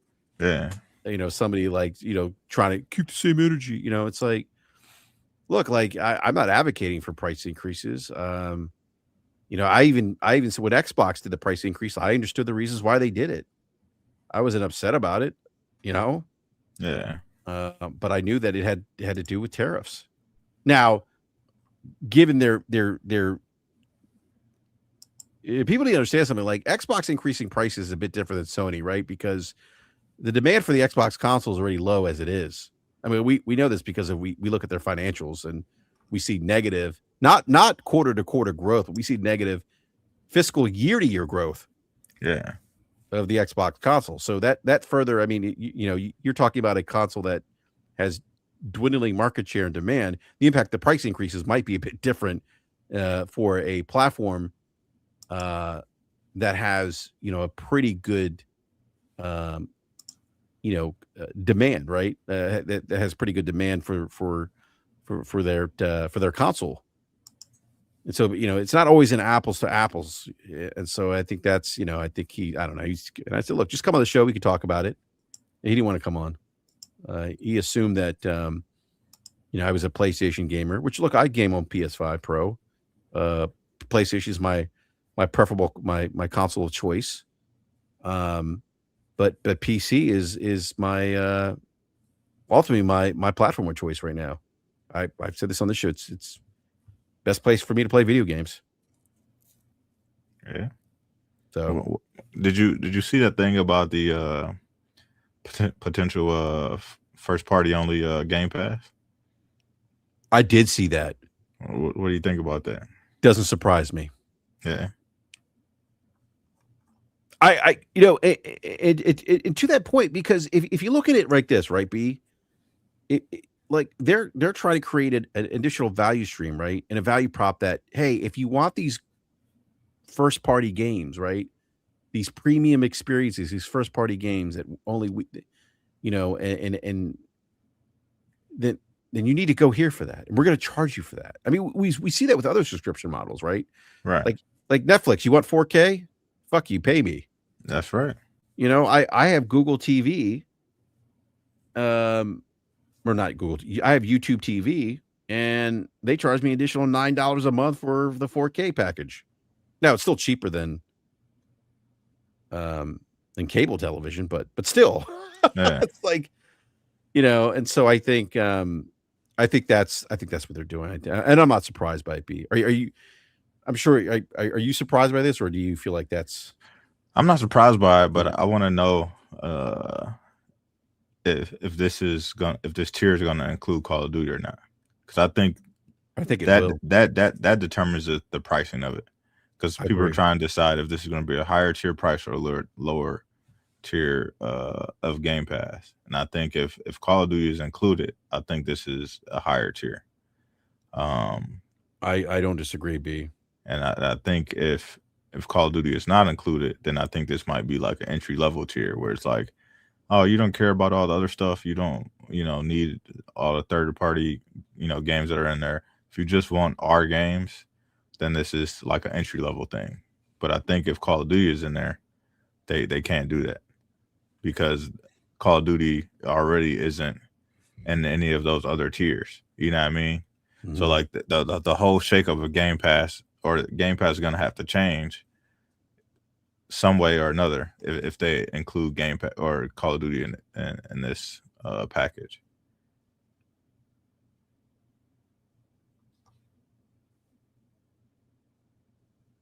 Yeah, I don't disagree with you, B. I think that this seems very much like the cable subscription package. You want basic channels? We got you. Right. You want TNT, TBS? That's another tier. Oh, you want HBO? That's another tier. You know, and I think I honestly think if they're gonna do a higher tier, it's gotta include Call of Duty. Yeah. And I think it makes sense because you think about all the uh the loss of retail sales they have with Call of Duty now because it's in Game Pass. Right. So how do you make that up? Yeah, you charge people more. You create Yeah. this tier, this premium tier, right? To drive that value prop of and I think the way you drive that value prop or a higher end tier is throwing in Call of Duty. I think if you add Call of Duty and if you add in, all the premium tier stuff that how like Forza has like the extra like season pass or whatever it is, like the premium pass. Um Mhm. I think if you price it to where like all that stuff is included, people might be interested in that. You know what I mean? Like if I can get because I mean they released like 6 or 7 first party games throughout the year plus like their second party stuff. So that they've at least last year I think they released like 10 or 12 games. So if that's just all in the package for you, but you get everything that's included as far as like the season pass or any premium content, I think you can go premium pricing with it, and people will still be interested in it because you can get it at a price point where it's still less than what you pay if you got out of pocket for Forza's premium pass, but um, just under that to where it's like, oh, this is a value. You know what I mean? Yep.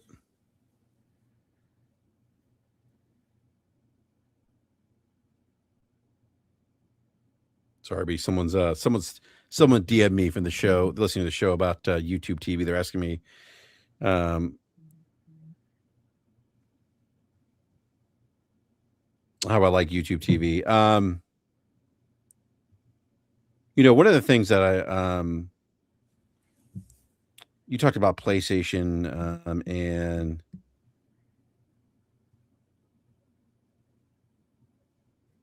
this kind of like you talk about like the PlayStation games, like first party games going to PC, right? Right. I think, B, and I said this earlier on Twitter. I think, in my opinion, I think that a higher PlayStation price point means that PlayStation needs to have a stronger emphasis, place a stronger emphasis on premium experiences or premium differentiation that you can't get anywhere else to justify that platform's value now. Yeah. Like there needs to be like a doubling down on you can only get this here. Right. And I wonder if part of that strategy now to pivot away from live service, not that they're completely going to get away from it, is to do just that. Oh, I think it is. I think it is for sure. And I think that's also why they're trimming, their studios as well. Because it's like if we are gonna be making these big budget games, we can't have that many misses. So we got to go with the teams that we can trust. We can't be fumbling around where you come with a game and it's taking you 6-7 years to make it, and once it releases, it comes out not much fanfare. People don't really care about it, and it falls to the wayside. I think they're betting big. They want to swing big. You know what I mean? And if you're gonna be part of this family, we are relying on you to step up to the plate and knock that bitch out the park. You know what I mean? And we need 10, 15 million sales from your games, not 3 million, Not 3 million, not 4 million. We need the 10 million. We need to really, change the culture and put us back on that pedestal where we were, where people thought of us highly when it came to the things that we do best. And I think that's why the studios have been trimmed. They got rid of basically most of the studios that were signed during the Jim Ryan era. And I think they're going to refocus and retool, and you should only expect the biggest and best products from them going forward. Yeah. B, on that note, we're going to go ahead and wrap up the show. I do want to share something funny with you, B. What's that? My son wants to change. He wanted to change his walk-up song for his game tomorrow. What did he have before? He had a song by Black Sabbath. My son listens to everything, like literally. Okay. He listens to any, like, when I mean everything, I'm talking about classic rock, Metallica. He was in the bathroom the other day taking a shower, and he's listening to Biggie Smalls. He listens to Travis Scott. I mean, like, anything and everything he listens to. So he put a message in the Game Changer app. He said, "Can I change my walk-up song?" And the coach's wife said, "Sure." He said, "Can it be Pop Out by Polo G?" I was like, this dude is crazy. Oh man. No, and my wife said no. She said, moving forward, he will discuss with us first so we can find an alternate appropriate song. This man wanted to walk out to the plate to take his at bat to Pop Out by Polo G. Oh man, that's what I'm saying. He listens to everything, B. Literally everything. No, that's good though. That's good. I think it's great. So, well, B, man, look, it was great having you on. I hope you can join us on Wednesday night, because we're definitely going to talk about this more. I do have some other questions, but unfortunately, I'm limited on time tonight. So, but yeah, always a pleasure, B. Appreciate you coming through. Yes, sir. Anytime, man. Yep. And want to give a big thank you to everyone in the live chat. Thanks for watching the show tonight. Really appreciate it. Again, we had a postponed Wednesday night show due to scheduling conflict, but actually worked out because we had the PlayStation news today. So do me a favor, hit that like button, do the YouTube thing, hit the like button, subscribe if you haven't done so already, hit the bell notification so you learn when we go live. Also want to thank, again, everyone in the live chat for coming through like you guys do every week. Really appreciate the support. Means a lot. And also want to thank Wise Old Gamer, who's become a channel supporter now. Appreciate that, Wise Old Gamer. And we'll be back again next Wednesday at 9 p.m. Eastern time. So till then, everyone have a great weekend. And hopefully you get some gaming in. There's a lot of good games out there right now. So we'll catch you next time. Thank you for watching.